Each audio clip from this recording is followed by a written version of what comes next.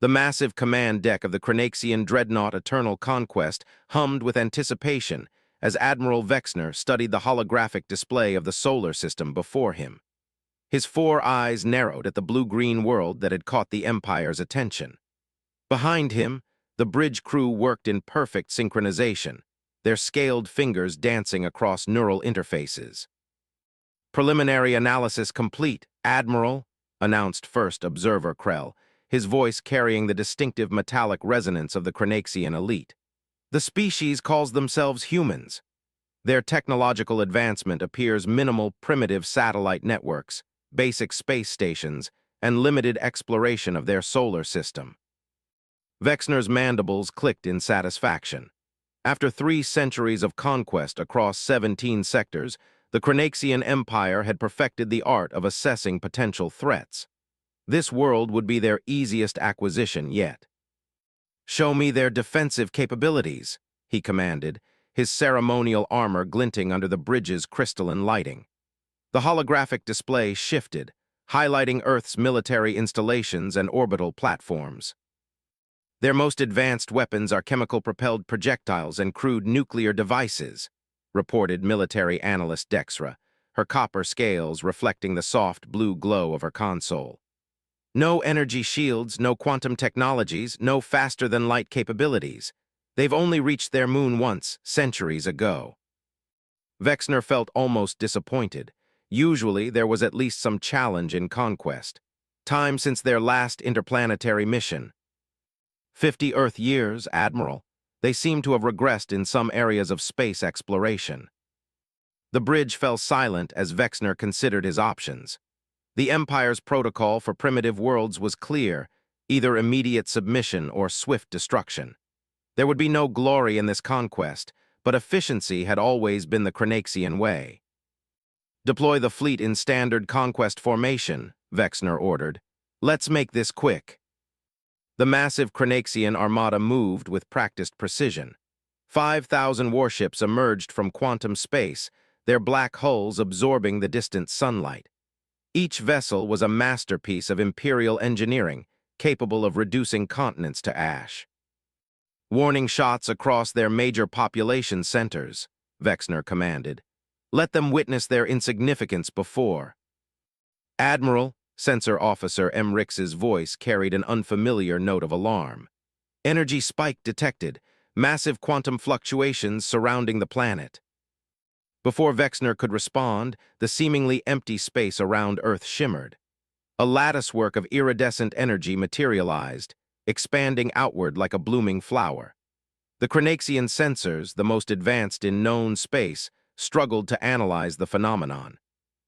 "Impossible," Dexra whispered. "The energy readings, they're beyond our scale of measurement." The first salvo from the Cranaxian fleet struck the shield and vanished. Not deflected, not absorbed, but simply ceased to exist. Vexner felt his heart skip a beat as new signatures appeared on the tactical display. Thousands of them emerging from Earth's atmosphere and the dark side of their moon. "Unknown vessels approaching," Emrich reported, his voice shaking. "Their drive signatures, Admiral, they're using technology we've never encountered. They're passing through our shields as if." A new voice filled the command deck, broadcasting simultaneously across every frequency and neural channel. It was calm, measured, and spoke perfect Imperial Cranaxian. "This is Fleet Commander Diana Wells of the Earth Defense Force. You have violated sovereign human space and demonstrated hostile intent. Your shields have been neutralized. Your weapons have been rendered inert. You will power down your ships immediately." Vexner watched in horror as the first wave of Earth vessels, sleek, almost organic in design, passed through his fleet's formations. Where they touched Cranaxian ships, sections of hull simply vanished, converted to energy by technology that defied Imperial understanding. "How?" he demanded. "You're primitive, you've barely reached your moon." "A carefully maintained deception, Admiral Vexner," Commander Wells replied. "Humanity learned long ago that advanced civilizations fear potential rivals. We chose to appear weak while we prepared for encounters like this. Your empire's aggressive expansion simply proved we were right to do so." As his mighty fleet was systematically dismantled by ships a fraction of their size, Vexner realized that the Cranaxian Empire had made a catastrophic mistake. They hadn't discovered a primitive world ripe for conquest. They had awakened a sleeping giant. Deep within the quantum-shielded chambers of Earth's primary defense complex beneath the Mariana Trench, Fleet Commander Diana Wells stood before the Global Defense Council. The massive holographic display showed the Cranaxian fleet suspended in space, their mighty warships now helpless against Earth's revealed power. Project Aegis performed exactly as designed, Diana reported, her dark eyes reflecting the ethereal glow of the quantum interface. The shield matrix absorbed their entire weapons barrage and converted it to usable energy. Our surface facade held until the last possible moment. Director Marcus Hammond, the veteran leader of Earth's Defense Council, nodded gravely. His weathered face showed the weight of centuries of preparation. 300 years of hiding our true capabilities, maintaining the illusion of a primitive civilization. And now the deception ends. The chamber hummed with the power of quantum processors that had been hidden from the galaxy's prying eyes. For centuries, humanity had detected other civilizations long before they found Earth. They watched, they learned, and they prepared. What of the Cranaxian response? Asked Dr. Nathan Patel, head of Xenopolitical Studies. His augmented eyes scanned through streams of data from the ongoing encounter. Their empire spans 17 sectors. They won't take this humiliation lightly. Diana gestured, and the holographic display shifted to show the quantum scan of the Cranaxian flagship. Their technology is impressive, but predictable. They relied too heavily on brute force, never imagining they'd encounter something beyond their understanding. The room's attention turned to General Elizabeth Frost, commander of Earth's Ghost Fleet. Her silver-white hair and ageless features belied the quantum enhancements that made her one of Earth's most formidable military minds. The Phantom ships performed perfectly. 0 casualties on either side, just as planned. The Cranaxians' weapons and shields were based on principles we mastered a century ago. "Show them," Director Hammond ordered. Diana nodded and activated a secure quantum channel to the Cranaxian flagship. The massive holographic display split, showing Admiral Vexner's bridge crew along with their tactical readings. "Admiral," Diana addressed the Cranaxian commander, "your weapons have been neutralized, but we haven't harmed your ships or crews. We're going to show you why attacking Earth was a grave miscalculation." With a gesture, she deactivated the planetary camouflage systems that had hidden humanity's true face from the galaxy.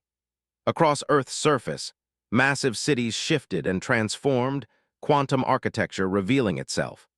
Orbital defense platforms phased into existence, their advanced designs making Cranaxian technology look primitive by comparison. "Impossible," Vexner whispered, his 4 eyes widening at the display. "These readings, these structures, they predate our empire's founding."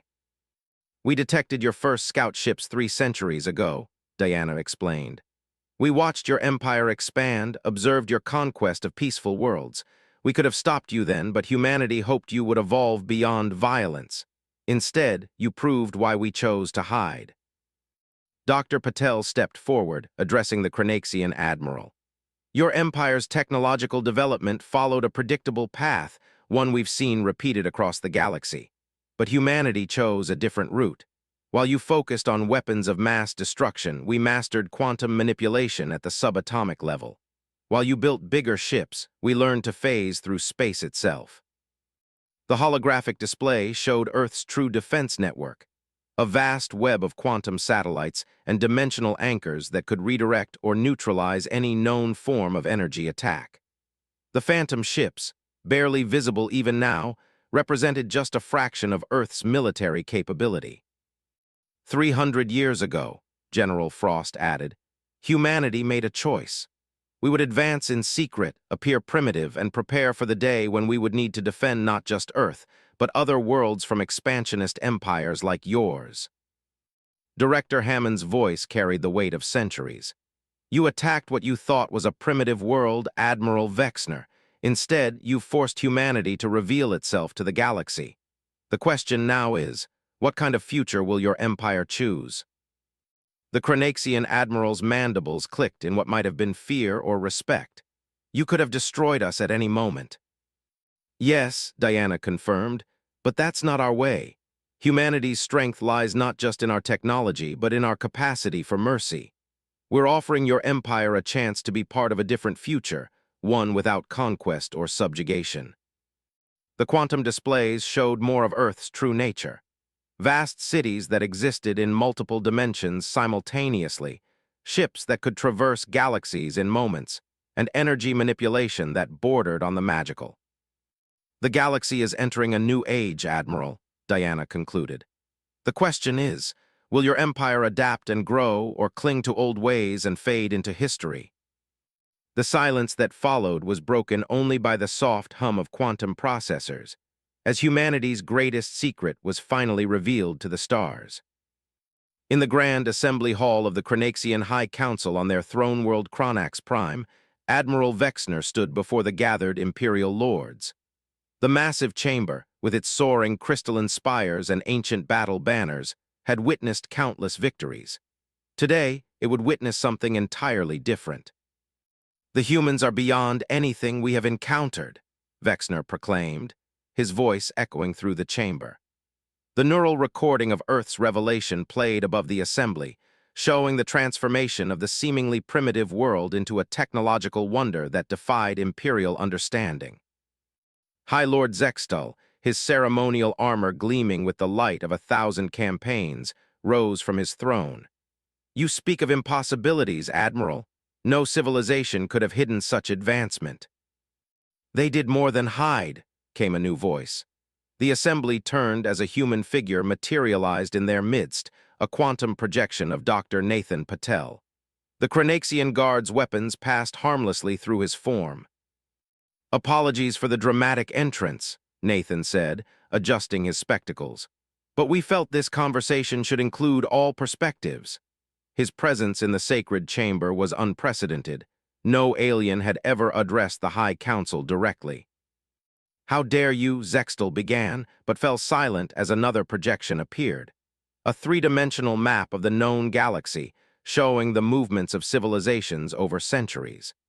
Points of light indicated worlds the Cranaxians thought they had discovered first. We were there, Nathan explained, highlighting dozens of worlds. Watching, learning, protecting when necessary, those primitive civilizations you chose to spare, many made that progress because we quietly intervened. The natural disasters that mysteriously prevented some of your invasions, that was us. The map shifted, revealing quantum signatures that had been invisible to Cranaxian sensors. Hidden human outposts, dimensional gates, and observation posts appeared throughout their empire.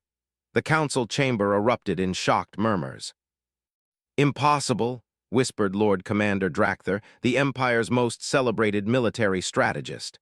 Our security nets were impressive, Nathan acknowledged, but focused on known technological paths. Humanity went in different directions.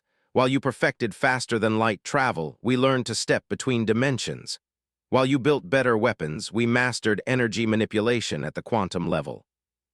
A new figure materialized, General Elizabeth Frost, her presence commanding even as a projection. Your empire's military might is formidable but predictable. You've relied on overwhelming force for so long, you've forgotten how to innovate. The chamber's quantum sensors registered massive energy spikes as more human ships decloaked throughout Cranaxian space vessels that had been there for decades, unknown and unseen.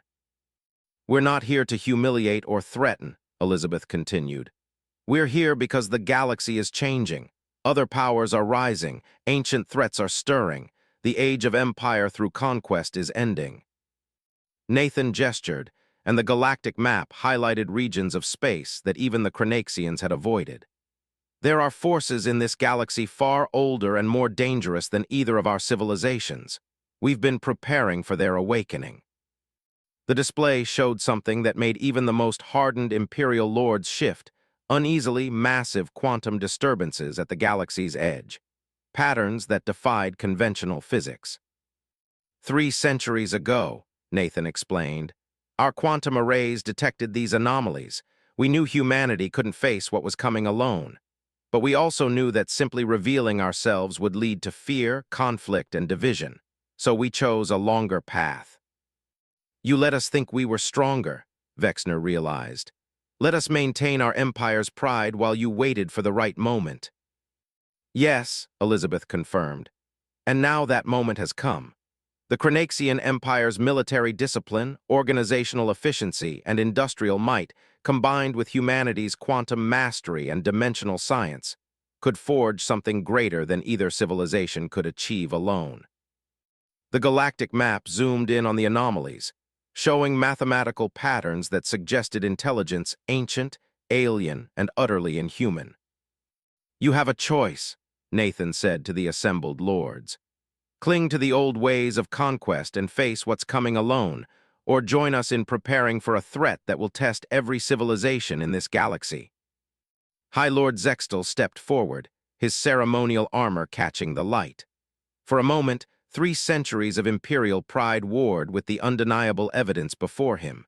Then, slowly, he did something no High Lord had done in the Empire's history. He bowed. Perhaps, he said, it is time for the Cranaxian Empire to learn some new ways. The quantum projections of Nathan and Elizabeth exchanged glances. Phase 1 of humanity's greater plan was complete. Now the real work could begin, preparing the galaxy for what lurked beyond the dimensional veil, waiting to wake. The quantum research facility on Europa hummed with activity as humans and Cranaxians worked side by side. Through the transparent quantum-reinforced walls, Jupiter's massive form dominated the sky, its swirling storms a reminder of nature's raw power. Dr. Olivia Chen, Earth's leading quantum archaeologist, manipulated the holographic display with practiced precision. Before her, a 3-dimensional representation of the galaxy's outer rim showed growing disturbances in the fabric of space-time. The patterns are accelerating, she explained to the assembled team. What took us centuries to detect is now visible even to conventional sensors. Beside her, senior Imperial scientist Mexler clicked his mandibles thoughtfully, his scaled fingers adjusting the quantum instruments he'd integrated with human technology. These energy signatures, Mexler observed, they resemble the quantum wake of our earliest faster-than-light experiments, but on a cosmic scale. Precisely, Olivia confirmed. Something out there is moving, something that travels between dimensions as easily as we move through space, and it's heading toward the populated regions of our galaxy. The facility's quantum core pulsed as new data streamed in from Earth's network of dimensional sensors. Admiral Vexner, now serving as the Cranaxian liaison to Earth's defense forces, studied the readings with growing concern. The ancient ruins we discovered in the Carina sector, he said. The glyphs spoke of cycles, of sleepers awakening when galaxies align. Yes, Olivia brought up images from deep space probes, massive structures floating in the void between stars, each larger than a solar system. We've found similar ruins throughout the galaxy. Different species, different eras, but all telling the same story. Every few million years, something emerges from the spaces between dimensions, something that sees our reality as nothing more than food. The room fell silent as the implications sank in. High Lord Zextal, who had traveled from Cronax Prime for this briefing, spoke quietly. Our empire's histories tell of strange gaps in our records, entire sectors going dark, civilizations vanishing without explanation. The same patterns repeat throughout Earth's archaeological record, Olivia confirmed. Advanced civilizations disappearing at regular intervals. We thought they destroyed themselves, but now, she gestured, and the holographic display showed a simulation of what their sensors had detected. Vast shapes moved through higher dimensions, their true forms incomprehensible to 3-dimensional minds. Where they touched normal space, reality itself seemed to unravel. This is why we hid, came Diana Wells' voice as she entered the chamber. Why we let your empire expand unchecked while we prepared. We needed you to be strong, unified, capable of mobilizing entire sectors quickly. But we also needed you to be ready to change when the time came. Mexler's instruments detected a new disturbance, closer than any before. Energy spike in the Carina sector. Something's coming through. The facility's quantum sensors focused on a point in space 50 light-years from Earth. Reality twisted, folded, and tore. Through the breach emerged something that defied description, a mass of shifting geometries that hurt the mind to observe. "Full quantum containment," Diana ordered. Instantly, the combined might of Earth and Cranaxian technology engaged. A quantum barrier snapped into place around the anomaly, powered by stations that both species had spent the last month building together. "It's just a scout," Olivia explained as the creature tested the barrier. "A fraction of what's coming, but now we can study it, learn its weaknesses." High Lord Zextal watched as the entity probed their defenses. "How long do we have?" "Months, maybe a year before the main incursion begins," Diana answered. "We'll need every ship, every warrior, every scientist from both our civilizations, and even that might not be enough." "Then we must warn others," Vexner declared. "The Centaurian Alliance, the Pleiades Confederation, even those we once considered enemies." "Already in progress," Diana smiled. "Earth has had observers in every major civilization. They're making contact now, revealing themselves just as we did to you. The galaxy is about to change very quickly." Through the quantum barrier, the captured entity continued its strange movements. To the assembled leaders, it seemed almost curious about its captors. Perhaps, they realized, this was the first time in millions of years that its kind had encountered real resistance. 3 centuries of deception, Mexler mused, watching the containment readings. 3 centuries of letting us believe we were the masters of space while you prepared for this moment. "We had to be sure," Olivia said softly. "Sure that when the truth was revealed, you would choose to stand with us rather than against us, because what's coming? It will take every species working together to have even a chance of survival." The quantum core pulsed again as more data poured in. More breaches were opening across the galaxy. More ancient sleepers were beginning to stir. The age of secrecy was over. The age of unity and battle for survival was about to begin. The combined fleet of Earth, the Cranaxian Empire, and a dozen other galactic civilizations held position at the edge of the Carina sector. 3 months of frantic preparation had transformed the region into a fortress of quantum technology and conventional defenses. Commander Diana Wells stood on the bridge of the Humanity's Hope, the first joint human-Cranaxian vessel ever created. Around her, crews from multiple species worked in perfect synchronization, their differences forgotten in the face of extinction. "Multiple breaches forming," announced Mexler from his science station. "Dimensional rifts detected in sectors 7 through 12. The vast viewscreen showed space itself beginning to tear. Through the wounds in reality poured the entities they'd been preparing to face, cosmic horrors that existed in dimensions beyond normal comprehension. Each was the size of a small moon, their forms shifting between states of matter that shouldn't exist. "All ships battle positions," Diana commanded. Admiral Vexner, standing at her side, relayed orders to the Cranaxian contingent in perfect harmony with her commands. The fleet moved with precision that would have been impossible just months ago. Dr. Olivia Chen's voice came through the quantum comm. "The containment field is ready. Remember, we only get one shot at this. If the field fails, there's nothing between them and the populated sectors of the galaxy." The plan was audacious, the combined work of human quantum physics and Cranaxian energy manipulation. They would turn the entity's own dimensional nature against them, trapping them in a pocket of space-time where they could harm no one. "First wave approaching," High Lord Zextal reported from his flagship. "Their energy readings are off the scale." The entities moved with terrible purpose, their very presence causing sensors to malfunction and minds to recoil. But humanity had prepared for this moment for centuries, and their allies had learned quickly. "Quantum shields at full power," Mexler announced. "Dimensional anchors online, we're ready." Diana took a deep breath. Everything had led to this moment, centuries of hiding, months of preparation, and the unprecedented unification of species that had once been bitter enemies. "Begin Operation Unity," she ordered. The fleet moved as one. Human phantom ships phased through space, their quantum weapons disrupting the entity's dimensional fields. Cranaxian dreadnoughts unleashed weaponry that had been modified with Earth's technology, their beams striking with surgical precision. "They're responding," Olivia's voice was tense. "Energy spike detected, they're trying to shift completely out of our dimension." "Not this time," Diana said firmly. "Activate the quantum net." Thousands of satellites deployed by the combined fleet sprang to life. Beams of pure quantum energy connected them, forming a vast web that caught and held the entities in normal space. The creatures writhed, their forms becoming more solid as they were forced to exist in only 3 dimensions. "Containment field at 60%, Mexler reported. "We need more power." High Lord Zextel's voice crackled through the calm. "Divert power from the Cranaxian defense grid. Give them everything."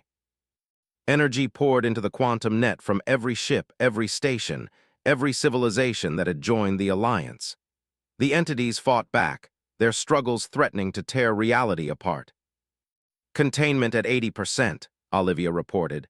"The dimensional pocket is forming, but something's wrong, the calculations. There's a variable we missed." One of the entities broke free, its form expanding as it prepared to unleash its full power on the fleet. In that moment, Diana saw centuries of preparation about to crumble. Then Admiral Vexner stepped forward. "The Cranaxian core," he said quietly. "The quantum resonance, it's the key." Understanding flashed between them. The Cranaxian Empire's technology, evolved over centuries of conquest, had inadvertently created the perfect resonance frequency to stabilize the containment field. "All Cranaxian ships," Vexner commanded, "initiate core overload on my mark. Channel everything through the quantum net." "That'll destroy the ships," Zextel protested. "Better than losing the galaxy," Vexner replied calmly. "Now." Hundreds of Cranaxian vessels glowed with blinding energy as they pushed their cores beyond safety limits. The quantum net pulsed, strengthened, and finally stabilized. "Containment at 100%, Olivia shouted. "Dimensional pocket forming, it's working." Space twisted one final time as the entities were drawn into the artificial dimension, a prison built by the combined genius of multiple civilizations. The breach sealed behind them with a flash that temporarily blinded every sensor in the sector. When the light faded, Diana looked at the readings in amazement. "It worked," she whispered. "We actually did it." The bridge erupted in cheers, human, Cranaxian, and a dozen other species celebrating together. Admiral Vexner turned to Diana, his mandibles forming what she had learned was a smile. "Perhaps," he said, "this is what both our civilizations were truly meant for. Not conquest, not hiding, but leading the galaxy into a new age of cooperation." Diana nodded, watching as rescue ships moved to assist the damaged Cranaxian vessels. "This was just the first wave," she reminded him. "There will be more." "And we'll be ready," Vexner replied, "together." As the fleet regrouped and damage reports came in, Diana couldn't help but smile. Humanity's long deception had ended in the best possible way, not with conquest or submission, but with the birth of something greater than any single civilization could have achieved alone. The age of secrets was over. The age of unity had begun.